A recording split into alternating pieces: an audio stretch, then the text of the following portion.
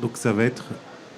Nous allons assister à une conférence sur la néonatologie et plus précisément sur une forme de préparation, d'anticipation de la part des parents à ce qui peut se passer si son enfant va en néonatologie. C'est bien ça? D'accord. Et donc, voilà, les bons conseils, et évidemment l'accompagnement que ça implique de la part des soignants à ce moment-là. Voilà, merci. Isabelle,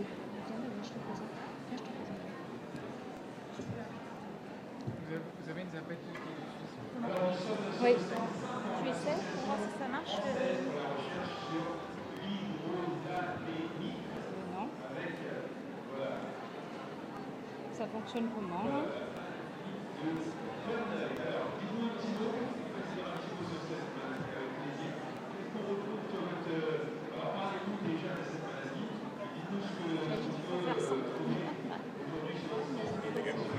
Ils sont branchés. Ils sont branchés? Oui, ils sont branchés.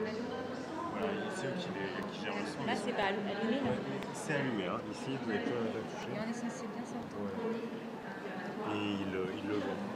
Je leur ai donné 2 micros aussi. Ok. C'est bien. Je suis contente qu'il y ait que des personnes.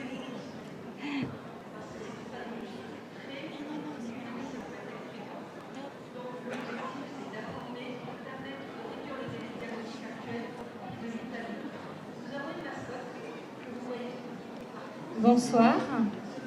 Donc, nous sommes heureuses, Isabelle et moi, de vous Bonsoir. présenter la néonatologie du CHOR. Donc, Isabelle est infirmière puéricultrice en néonatologie et moi, je suis cadre puéricultrice en néonatologie du CHOR. Donc, si bébé va en néonatologie du CHOR, donc on voulait d'abord vous présenter la néonate. Donc, ce service est composé de 3 unités, les soins intensifs, la néonate et l'unité kangourou. Donc, en fonction du degré de prise en charge, donc l'enfant peut arriver selon sa pathologie, soit en unité de soins intensifs, soit en néonate, soit en unité kangourou. Donc, cette néonatologie, elle est en lien direct avec la maternité, qui est située au même étage. La maternité et la néonatologie du CHOR ont été labellisées Initiative Hôpital Ami des bébés, relabellisées cette année pour la 3e fois. Donc nos 2 équipes, enfin les équipes de nos 2 services, travaillent ensemble, partagent cette démarche, ce qui permet davantage un accompagnement personnalisé des parents et le respect du rythme de l'enfant. Donc on accueille en néonatologie des enfants prématurés, donc c'est-à-dire qui sont nés avant le terme, avant 37 semaines d'aménorrhée. Donc chez nous, on accueille entre 32 et 37 semaines. Les enfants qui naissent avant 32 semaines sont pris en charge au CHU, soit au nord, soit au sud. Donc ce sont nos principaux partenaires. On accueille aussi des enfants de petit poids par rapport à leur terme. Et on accueille des enfants qui présentent des pathologies qui nécessitent des soins spécifiques, comme la détresse respiratoire à la naissance, des infections materno-fœtales, des ictères qui peuvent apparaître dans les premiers jours de vie. Et dès que le pédiatre va juger possible, dès que l'enfant aura atteint une certaine autonomie de soins, ce bébé pourra repartir dans la chambre de sa maman lorsque la maman est encore hospitalisée en maternité. Donc ce sont les chambres qu'on appelle les chambres d'unité kangourou. Donc la prise en soins, la prise en charge médicale, c'est exactement la même chose que la néonate avec un soin dégradé. Mais là, du coup, la maman reste dans la chambre de maternité. Donc, notre politique de soins, c'est des soins individualisés. Donc, travailler avec les parents, toujours avec les parents. Donc, pour nous, l'important, c'est vraiment de favoriser leur présence, leur caresse, leur voix. Donc, c'est pour ça que nous, par exemple, on n'accepte pas de bénévoles qui viennent bercer les enfants. Pour nous, ce sont les parents qui bercent les enfants. Et on assure le maternage lorsque ces enfants n'ont pas leurs parents avec eux. Voilà. Donc sinon, on favorise le plus possible la présence des parents. Et ce sont les soignants qui vont les guider pour les intégrer dans les soins. Lorsque bébé a besoin de gestes adaptés pour se développer sereinement, Donc les soins vont être réfléchis, pratiqués selon des stratégies comportementales et environnementales, de façon à réduire le stress, améliorer le bien-être, favoriser la croissance et le développement psychomoteur de l'enfant. Donc ce sont des soins qu'on appelle chez nous, enfin dans le langage hospitalier, dans tous les établissements maintenant qui le pratiquent, des soins de développement. Donc je vais passer la parole à Isabelle, donc, qui est puéricultrice dans notre unité, qui est ostéopathe aussi de formation, voilà, qui les pratique de façon régulière et elle va vous expliquer ce que c'est. Bonsoir.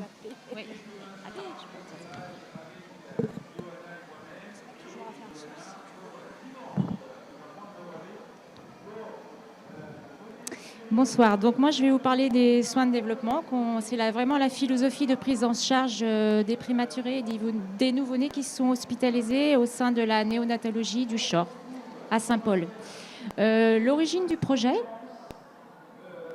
voilà, c'est des formations institutionnelles qui nous ont été payées par l'hôpital à tout le personnel de néonatologie, unité kangourou et un petit peu maternité aussi, qui se sont déroulées en 2014.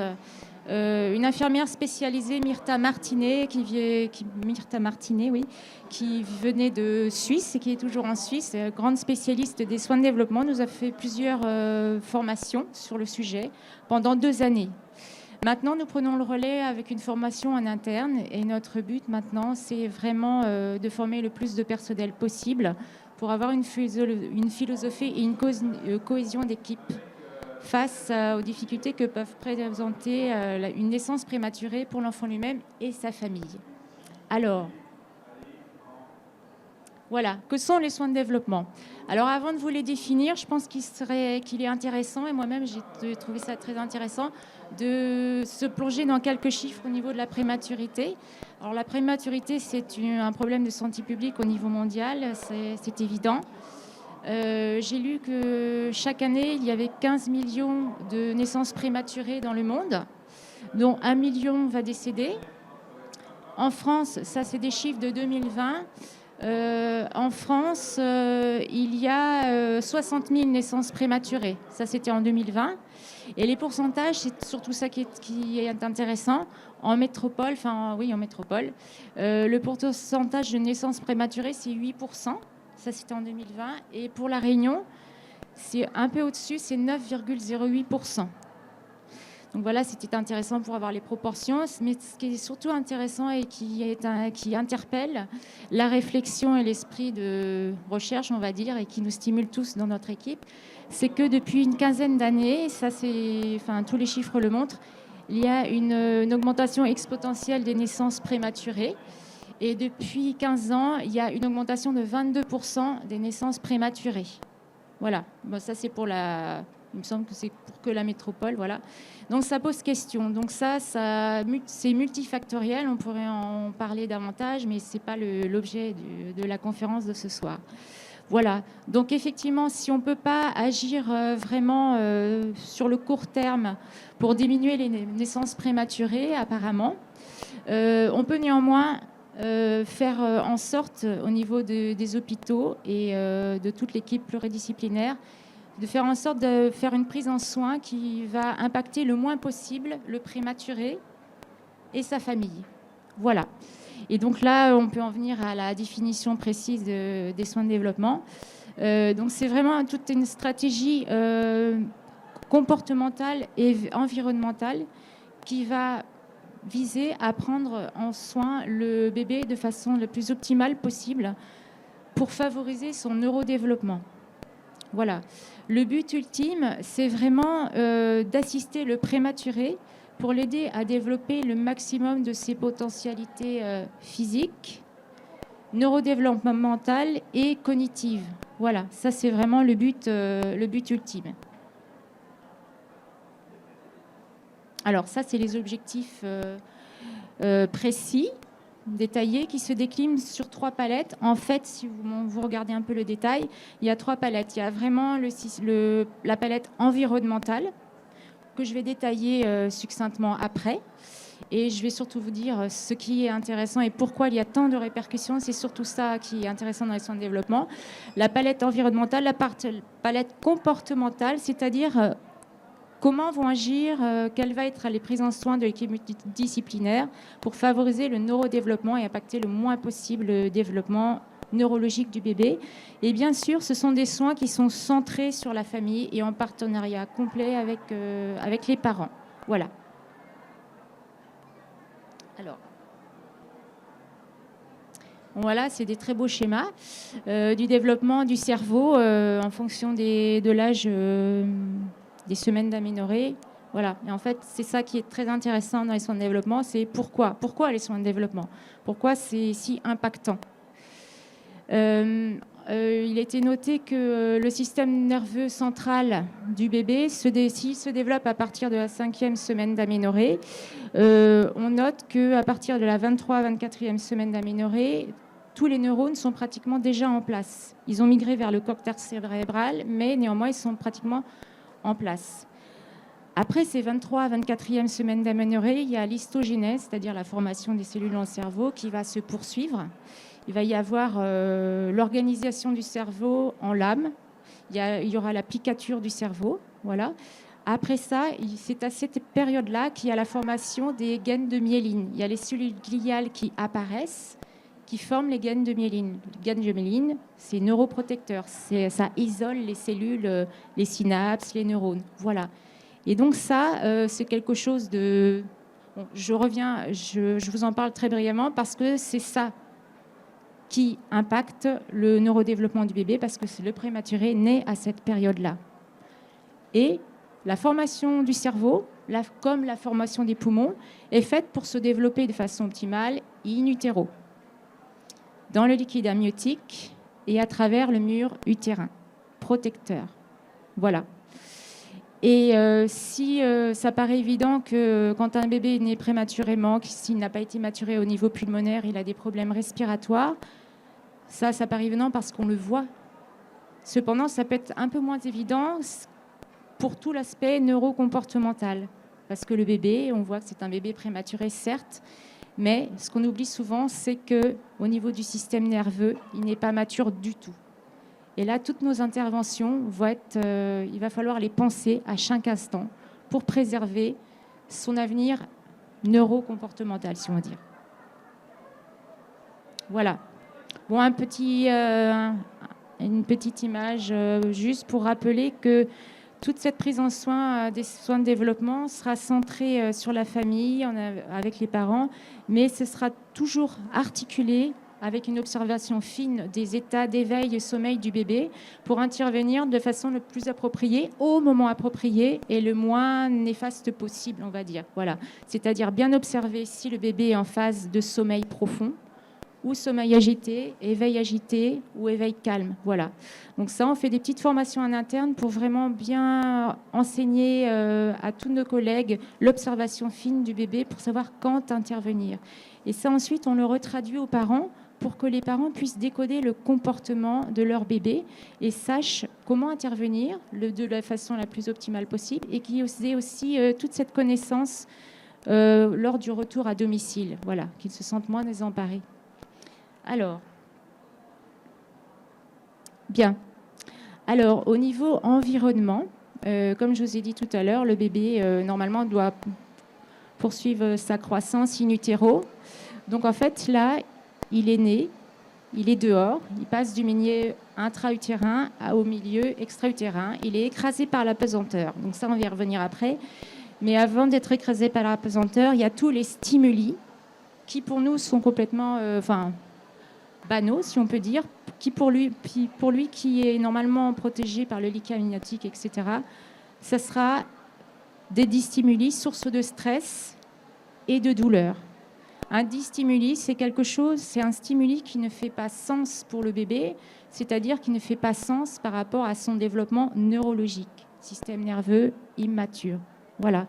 Donc, stimuli, stress, douleur, ça entraîne, le plus souvent, ça peut entraîner une dysfonction au niveau du développement de son cerveau. Voilà, c'est ce à quoi vont entendre, de contrer notre prise en charge dans les soins de développement. Alors, bon, là, c'est, on comprend, le bruit, la lumière, les alarmes, mais il y a aussi toute la palette audition, olfaction, tout ce qui est gustatif. Il y a aussi quelque chose qui n'apparaît pas aussi, c'est que l'oreille interne, avec le sens de l'équilibre et la position, la sensation de la perception du corps dans l'espace, n'est mature chez le bébé, le prématuré, qu'à partir de 32-37 semaines. Donc c'est relativement tard. Voilà. Et donc ça, c'est quelque chose d'important qu'il faut pointer du doigt, parce que quand on s'occupe d'un bébé prématuré, il faut le prendre avec lenteur, entre guillemets. C'est-à-dire que l'intégration spatio-temporelle se fait pas du tout comme un bébé à terme, et c'est quelque chose qu'il faut savoir, qui est intéressant de savoir. Bon, alors, outre l'aspect environnemental, la deuxième palette, c'est l'aspect comportemental. Comment on va agir avec ce bébé prématuré pour favoriser son neurodéveloppement. Bon, là, c'est juste on va parler de tout ça. Dans les soins de développement, on intègre comment coucher le bébé, comment le porter, comment l'intérêt du cocon. Le cocon, je y reviendrai tout à l'heure. Cocon, oui, non. Sinon, couchage avec la gigoteuse, oui, non. Dans le change aussi, on peut intervenir dans les soins de développement, la pesée enveloppée, et puis le bain et la position magique. Voilà. Ça, on va revenir en détail. Voilà. Alors, tout ce qui est comportemental. Pourquoi prendre soin du nouveau-né prématuré? On a dit qu'il a un système nerveux immature, il passe du dedans en dehors, il est écrasé par la pesanteur. Tous ses muscles sont essentiellement les muscles actifs pour le bébé, c'est essentiellement les muscles extenseurs à cette période-là. Ça, c'est intéressant de le savoir parce qu'en fait, lors du développement du prématuré dans la cavité utérine, lors du dernier trimestre, le 3e trimestre, il va grossir de plus en plus jusqu'à avoir peu de place ou très peu de place dans la cavité utérine. Ça, qu'est-ce que ça va faire? Ça va l'enrouler. L'enroulement est prépondérant au 3e trimestre. Et l'enroulement va le faire en sorte qu'il va fléchir ses membres. Et là, dans ce 3e trimestre, il va agir pour stimuler. Il y aura une stimulation de ces muscles fléchisseurs. Si le nouveau-né, le prématuré né au début du 3e trimestre, il n'y aura pas toute cette stimulation des fléchisseurs. Ça va être à nous, équipe soignante, avec les parents, de reproduire, de proposer au bébé prématuré des soutiens posturaux pour faire en sorte qu'il soit, d'une part, pas écrasé par la pesanteur, d'autre part, reproduire, éviter les positions vicieuses. Ça semble évident, mais ce n'est pas juste ça. Et surtout reproduire cet enroulement physiologique dont il a besoin pour développer son système tonico-clonique au niveau de tous ses muscles, de sa musculature. Voilà. Donc, on en vient à la pratique. Qu'est-ce qu'on fait, nous, équipe soignante, avec les parents? Voilà. Alors, le cocon. On utilise essentiellement le cocon quand les bébés prématurés naissent et qui sont en couveuse. En théorie, on enlève quand il va passer en berceau, on va l'enlever. Voilà, donc on fabrique nous-mêmes des cocons avec 3 draps. On a longtemps réfléchi comment faire de façon optimale. Le cocon, donc en fait, juste la théorie, c'est que la partie supérieure du cocon, là, on pose la tête. Donc déjà, ça emmène l'occiput en flexion, ça commence l'enroulement. Et ensuite, on va poser une des hanches du bébé, enfin l'arrière de la couche, soit à gauche, soit à droite, pour mettre une hanche plus haute. Ça reproduit la posture d'un bébé à terme, la posture physiologique d'un bébé à terme en bonne santé. Parce que quand le bébé, les derniers mois de grossesse, va se trouver compacté plus ou moins dans la cavité utérine, il va avoir cette posture asymétrique.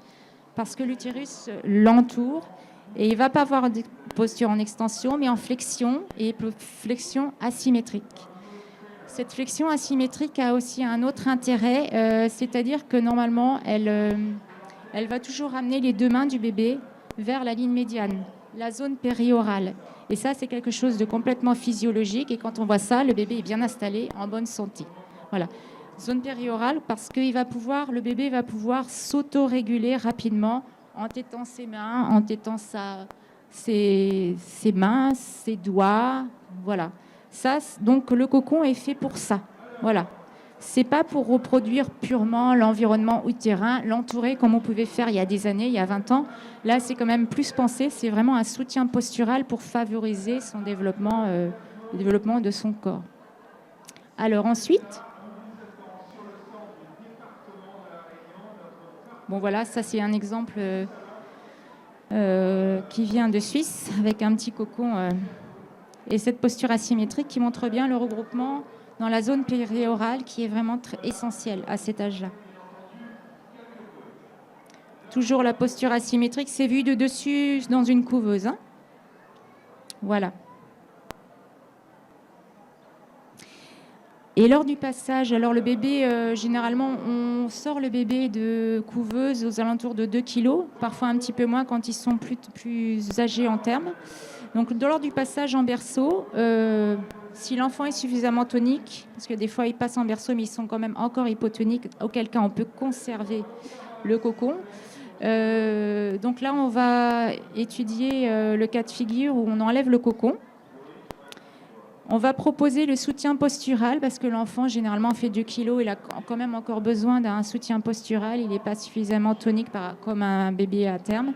On va proposer le soutien postural derrière le bassin, derrière un côté du bassin, en utilisant l'enroulement de la gigoteuse. Voilà. Soit la gigoteuse, soit un petit drap. Bon, là, on a laissé le cocon, mais il faut l'enlever. Voilà. Donc, pour respecter les règles de sécurité, pour éviter la mort subite du nourrisson, on est bien d'accord, on couche le bébé à plat dos, sans rien autour, si ce n'est éventuellement une gigoteuse. Donc là, effectivement, on utilise la gigoteuse pour faire un petit coussin avec le rebord du tissu. Donc ça respecte les consignes de sécurité par rapport à la prévention de la mort subite du nourrisson. Toutefois, ça positionne le bébé qui ne fait pas encore 3 kg dans une position physiologique pour soutenir sa croissance neurodéveloppementale. Et donc c'est important. Voilà. S'il fait trop chaud, ça dépend où habitent les parents, eh bien, on propose aux parents, donc tout ça, on éduque, on montre, on soutient la parentalité avant que les bébés sortent de néonatologie. Voilà, c'est pour ça qu'en fait, il y a des études qui ont montré que c'est surtout ce que les parents voient qui vont reproduire et pas ce qu'on leur dit. Donc pour nous, c'est important que dès qu'ils sortent de couveuse, on enlève le cocon et on mette la gigoteuse ou rien. C'est-à-dire que si on met rien parce qu'il fait trop chaud, en fait, on propose aux parents de mettre un petit linge comme ça, qu'on cale sous le drap. Comme ça, il n'y a pas de problème de sécurité et néanmoins, il retrouve cette posture asymétrique. Voilà. Donc ça, c'est pratique de soins de développement. Toute l'équipe est formée, mais surtout, ce qui est important, c'est que certes, on a besoin d'être formé pour avoir une cohésion d'équipe, mais on a besoin d'être bien formé pour informer les parents et faire en sorte que ça soit quelque chose d'évident pour eux. Voilà.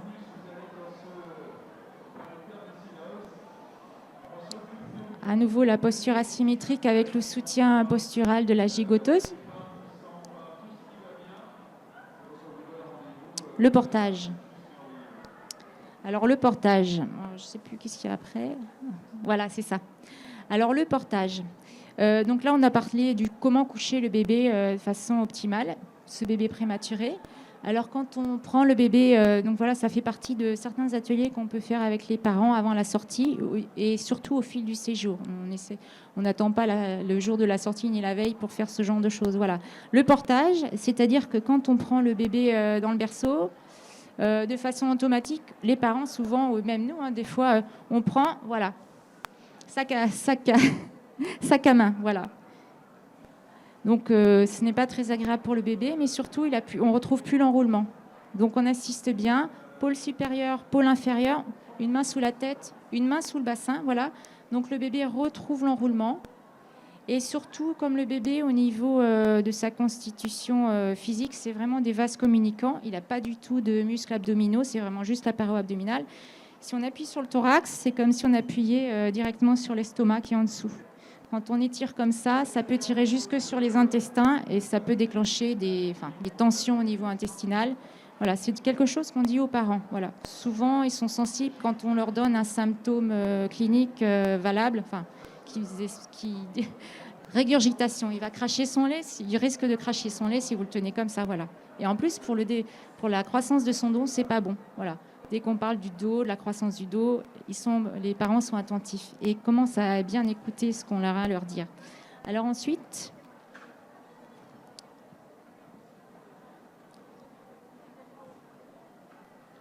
voilà, donc dans la même palette de tout ce qui est comportemental, bon, il y a des années, on changeait les bébés en les soulevant par les pieds, parce que c'était comme ça qu'on faisait, on ne se posait pas de questions. Donc ça, c'est valable aussi c'est valable pour les prématurés, mais aussi pour les bébés à terme. Hein, voilà. Donc en fait, c'est douloureux, c'est pas agréable, si ce n'est moi, c'est sûr, et on dit que ça abîme les hanches. Si on dit que ça abîme les hanches, de toute façon, les parents vont bien faire attention. Donc le change en enroulement, c'est quelque chose qui vise à garder le confort et de garder toujours la position enroulée pour le bébé. Donc nous, ce qu'on fait dans notre service, c'est assez simple, c'est-à-dire qu'on enlève les habits pour changer la couche, mais on met déjà, si l'hygiène de l'ancienne couche le permet, on met déjà la couche propre en dessous. Voilà. Ensuite, on ouvre la couche, on nettoie ce qu'il y a à nettoyer, en mettant le bébé en position de yoga. On plie les jambes, mais jamais le bassin ne décolle pour l'instant. Voilà.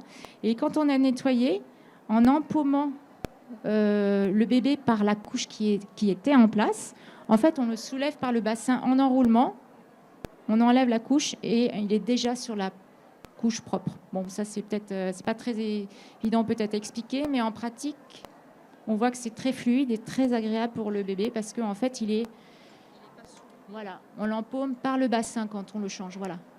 Alors, on peut certes l'empaumer par le bassin en ouvrant la couche s'il n'y a que des urines. Nous, on met toujours des gants pour l'échange. De toute façon, les parents, ils n'en mettent pas. Mais quand il y a plein de sel, évidemment, on ne va pas faire ça. Donc, on l'empaume avec la couche en place. On met la couche propre, on repose, on nettoie. Et après, on a juste à tirer la couche propre. Voilà. Donc, on a respecté le confort et l'enroulement. Voilà. Parce que des fois, on peut se demander comment changer un bébé sans le soulever par les jambes, les petits pieds.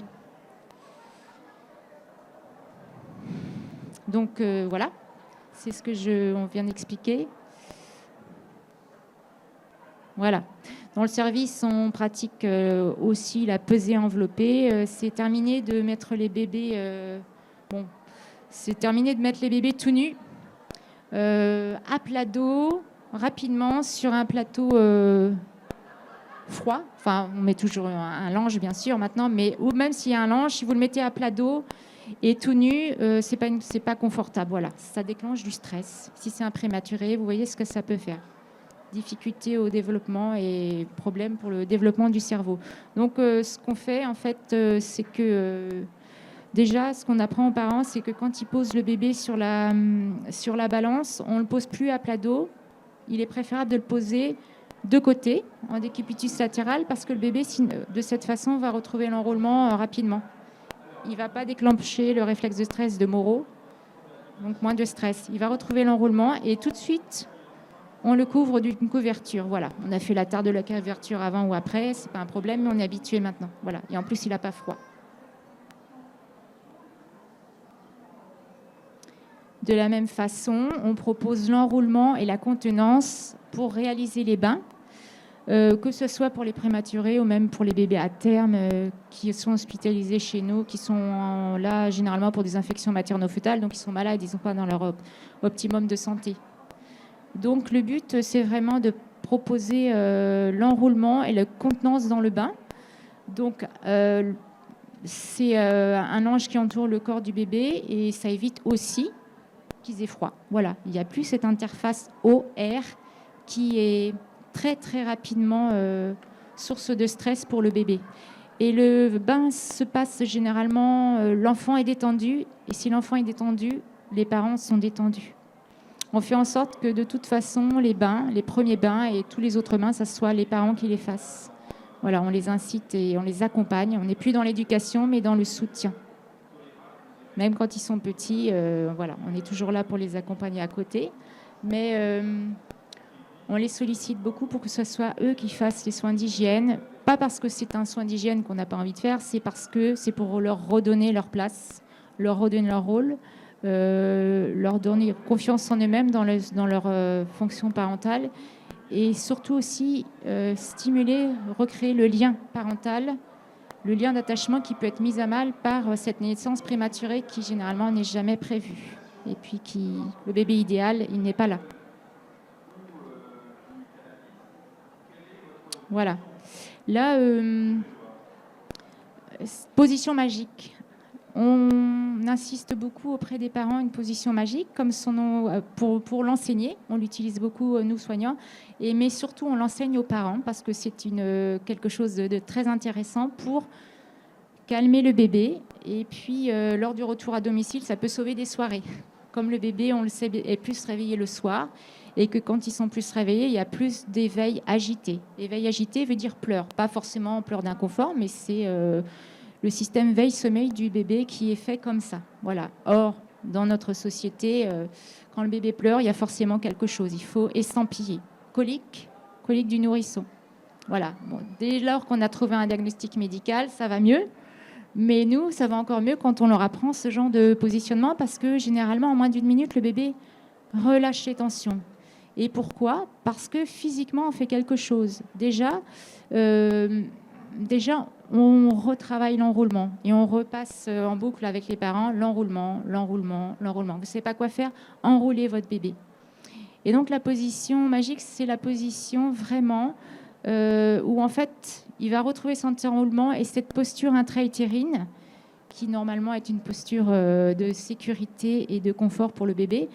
Et ensuite, le parent devra marcher, bercer. S'il n'est pas à l'aise pour marcher, il va se mettre dans le lit, mais il va marcher. Voilà.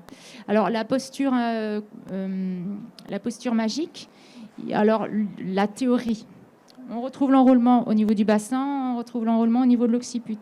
Le bassin, donc la théorie, c'est on met l'arrière de la couche. On dit l'arrière de la couche pour que les parents, si on dit le sacrum, ils ne vont pas savoir où c'est. L'arrière de la couche contre soi. Voilà, comme ça enroule le bassin déjà. Le bassin se met en rétroversion.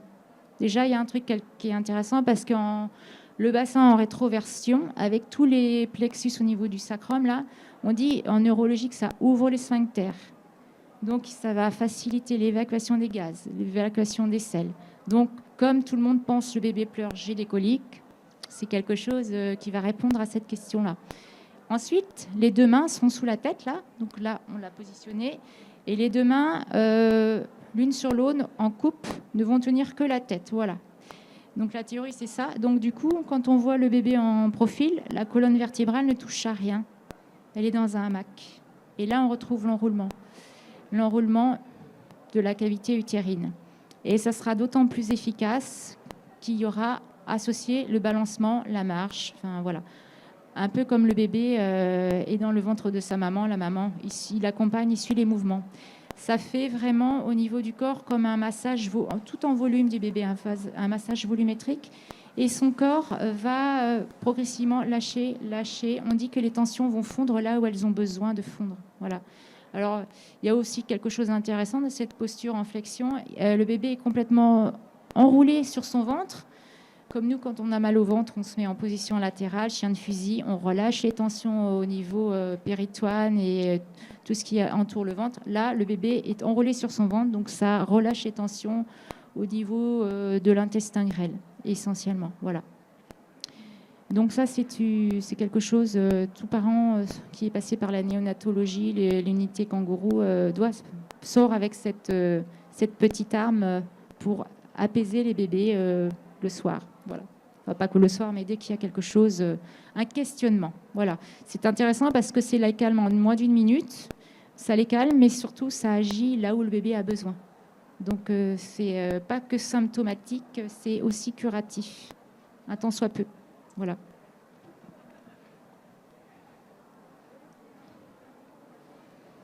Voilà. Donc là, on va arriver à la fin. Effectivement, nous, on travaille... c'est une équipe pluridisciplinaire, évidemment. On travaille essentiellement... On travaille le plus souvent possible en binôme avec l'auxiliaire de puériculture ou l'aide-soignante, afin que lors des soins, on puisse prendre soin de façon appropriée du prématuré, c'est-à-dire on favorise l'enrôlement pendant les soins invasifs ou les soins qui peuvent être douloureux. On ne fait jamais le soin invasif toute seule. Il y a notre collègue auxiliaire ou notre collègue puéricultrice qui va favoriser l'enroulement. Succion non nutritive avec du saccharose aussi. Bon, ça, c'est des protocoles. Donc, voilà. Et toujours ça, donc l'équipe pluridisciplinaire, mais surtout centrée sur la famille. Des soins individualisés, bien individualisés en fonction des bébés, de leur famille, mais centrés sur la famille avec les parents partenaires. Ça, c'est très important pour la prise en soin dans les soins de développement. Bon, là, on vous a remis un petit tableau pour vous donner les répercussions des soins de développement, de la prise en soins de développement. J'avais lu une étude il n'y a pas très longtemps qui disait que pour les naissances des très grands prématurés, il y avait une étude qui date de 2011 qui avait été réalisée avec des IRM. Ils avaient fait des IRM cérébraux à tout un panel de très grands prématurés. C'était très grands prématurés, couplés à des imageries pour voir les images du cerveau, son fonctionnement, tout ça couplé et corroboré avec des scores de neurocomportement. Et il disait que tous les très grands prématurés, ça entraînait dans leurs études une diminution de la taille du lobe frontal. Il y a vraiment des répercussions physiques. C'est pas que des répercussions sur le développement synaptique et tout. Bon, ça c'est très important. Mais ils ont constaté sur cette étude qu'il y a vraiment des répercussions vraiment physiques sur le développement du cerveau. En l'occurrence, celle-ci avait montré diminution de la taille du lobe frontal, diminution de des lobes pariétaux, de la taille des lobes pariétaux. Et ça montrait aussi une modification de la structure et du fonctionnement des lobes temporaux. Voilà. Avec une diminution des scores cognitifs. Voilà. Il faut savoir qu'à l'heure actuelle, 40% des prématurés vont garder des morbidités. Voilà. Donc, que ce soit d'ordre médical, que ce soit au niveau du neurodéveloppement. Donc, voilà, voilà tout l'intérêt et tout l'enjeu. L'enjeu est de taille parce que c'est l'avenir, c'est ces petits bébés, c'est l'avenir de demain, quoi, comment on peut dire. Donc, c'est pas juste un bien-être, comme on peut penser sans analyser les soins de développement de loin. C'est pas juste un bien-être, c'est pas juste de la bien-traitance. C'est ça qui est très motivant, c'est parce qu'il y aura des répercussions sur le moyen et le très long terme. Et c'est ça qui nous motive chaque jour pour travailler avec cette philosophie. Voilà.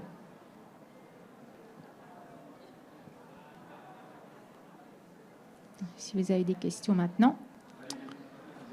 Oui, merci pour la conférence.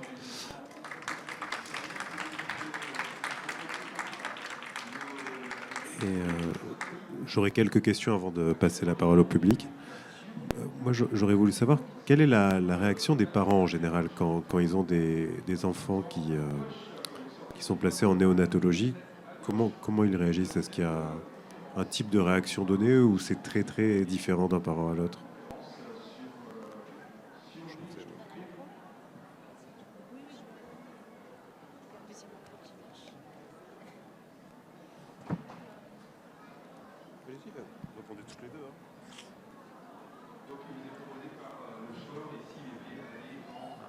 Je vais laisser Isabelle répondre. C'est elle qui les reçoit. Ça marche Oui, plus que moi. La réaction la plus commune et puis assez globale, souvent c'est la sidération. Voilà. Souvent, ce qui se passe quand le bébé arrive prématuré, c'est souvent dans une situation d'urgence. La mère n'est pas souvent présente parce que c'est salle d'accouchement, c'est accouchement en urgence ou césarienne code orange, code rouge. La mère n'est pas présente, le papa... donc il y a un gros travail en salle d'accouchement, en salle de travail pour qu'il n'y ait pas de cassure du lien. Donc le papa suit toujours. Le bébé arrive des salles d'accouchement, arrive dans notre salle de conditionnement, de salle de réanimation, et le papa suit son bébé. Voilà. Donc mais il y a une sidération. Il est là, il observe, on explique. Et donc, dès qu'on a fini de techniquer l'enfant, parce qu'il faut le techniquer quand même, parce que on fait tout ce qui est vital, évidemment, en premier, tout de suite après, c'est peau à peau. Voilà. Ce qu'on propose, et il y a plein d'études qui ont montré l'impact positif, évidemment, pour le parent, mais pour l'enfant aussi, c'est le peau à peau. Voilà. Donc, en fait, nous, la réponse à cette sidération, c'est qu'on va l'accompagner, on va l'informer, mais surtout, on va le réunir avec son enfant. Voilà. Le bébé vient de quitter le milieu intra-utérin pour le milieu extra-utérin, donc on va le remettre sur son papa. Et dès que la maman vient, généralement, il continue le peau à peau sur sa maman. Le mieux, c'est quand on a le temps de les préparer. Par exemple, lorsqu'on sait qu'elle risque d'accoucher prématurément, les pédiatres la voient, lui expliquent ce qui va se passer. Ils peuvent visiter le service. Donc déjà, il y a une première approche du service qui n'est pas en état d'urgence. Donc du coup, on voit la différence entre ces parents qui ont vu, qui ont compris ce qui allait se passer, et les parents qui, comme disait Isabelle, sont sidérés parce qu'ils ne s'y attendent pas. Est-ce que vous avez vu une évolution des pratiques en néonatologie depuis quelques années? Est-ce qu'il y a vraiment eu une différence? Bon, là, visiblement, la bienveillance est vraiment au centre de tout, mais même d'un point de vue très médical, est-ce qu'il y a des choses qui sont arrivées, des choses qu'on ne voyait pas avant, et qui vous semblent centrales? Oui, bien sûr, on avait une évolution importante avec l'introduction des soins de développement.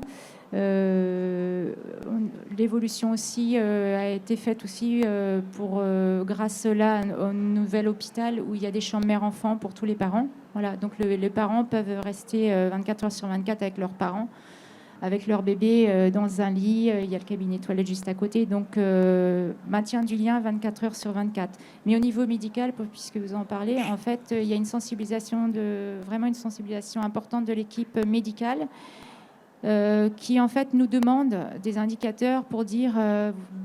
ils interviennent que quand le bébé est réveillé ou quand on regroupe les soins au maximum. Et le regroupement des soins, le pédiatre en fait partie. C'est extrêmement rare. Les soins invasifs sont vraiment réfléchis. Ils sont plus faits de façon systématique. Il y a peut-être encore une ou deux questions pour le public. Et malheureusement, même si c'est très intéressant, on va devoir arrêter, si j'ai bien compris. Donc, est-ce qu'il y a des questions de la part du public? C'est allumé. J'aurais voulu vous demander si vous intervenez donc en service de néonatologie, unité kangourou probablement, et est-ce qu'en maternité il y aurait des demandes de maman, parce que ces techniques d'enroulement et de protection pour soutenir la croissance de l'enfant pourraient être proposées en maternité et dans les consultations postnatales. Je crois que c'est un travail qu'on pourrait faire avec les sages-femmes et en PMI auprès des parents, parce qu'il y a, à mon avis, une méconnaissance et encore du cheminement pour apprivoiser ces techniques et diffuser ces connaissances auprès des parents. Est-ce que c'est envisagé? Est-ce qu'il y a c'est dans la volonté de l'établissement de former les équipes aux mêmes pratiques. Donc on a commencé effectivement à les mettre en place. Bon, après, toute formation, ça demande du budget, ça demande de l'effectif. Mais on organise de façon régulière avec Isabelle et les référents de soins de développement des réunions communes, des temps de rencontre, des temps d'échange. Bon, on ne les fait pas suffisamment, je pense, avec la maternité. C'est vrai qu'on favorise aujourd'hui beaucoup les nouveaux soignants de la néonatologie. Mais notre objectif, effectivement, c'est de travailler de plus en plus avec les soignants de la maternité qui sont demandeurs de travailler dans cette démarche. Bon, après, il y en a beaucoup qui sont formés, il y a quand même une bonne partie de la maternité qui a été formée et qui reforment leurs collègues. Merci. D'autres questions? Bon, alors j'ai vraiment une toute dernière question, et puis on vous remerciera. C'est à quel moment vous décidez que l'enfant est prêt à repartir dans son foyer, à quitter le service néonatologie? Sur quels critères ça se base et est-ce que c'est vraiment, comment ça se passe justement à ce niveau-là avec les parents? Quand les parents sont prêts. Donc le but, c'est de les amener à être prêts. Oui, c'est ça. C'est-à-dire que maintenant, comme je disais tout à l'heure, on n'est plus dans l'éducation, on est vraiment dans le soutien à la parentalité tout au long du séjour. Dès lors que l'enfant arrive, on commence à préparer la sortie avec les parents et avec l'environnement autour du bébé. On doit les soutenir pour qu'ils s'approprient leur bébé. Voilà. Il y a des critères cliniques qui sont posés, mais en fonction de l'évolution et de l'adhésion des parents aux soins et comment ils se sentent rassurés, on n'en tient pas forcément compte en fait. Ça peut prendre combien de temps en général? C'est en moyenne, le bébé peut rester en néonatologie une semaine, un mois? Ça va dépendre de son terme de naissance déjà, de sa capacité à intégrer l'alimentation, à devenir autonome. Voilà, on ne va pas faire sortir un bébé qui n'est pas autonome. Après, c'est pour ça que je vous dis, on va moins s'appuyer sur le poids, on va plus s'appuyer sur l'autonomie, sur son développement, son éveil. Voilà, si un bébé qui est tout le temps endormi, qui ne tète pas, on va attendre un petit peu la progression. Donc, des fois, on peut avoir des bébés qui vont être prêts à sortir à 36 semaines, par exemple, et d'autres à 38 semaines, ils seront encore endormis, ils n'auront pas récupéré voilà, le temps, je dirais, qu'ils auraient dû avoir in utero. Donc, tout dépend. Homme étant 36 semaines de toute façon. Voilà, on peut pas, même s'ils sont complètement autonomes au niveau alimentaire, que les parents sont prêts, au niveau médico-légal, c'est 36 semaines. Sinon, ils sont prématurés et on ne peut pas laisser sortir pour les risques éventuels. Merci beaucoup, c'était vraiment très intéressant. Merci.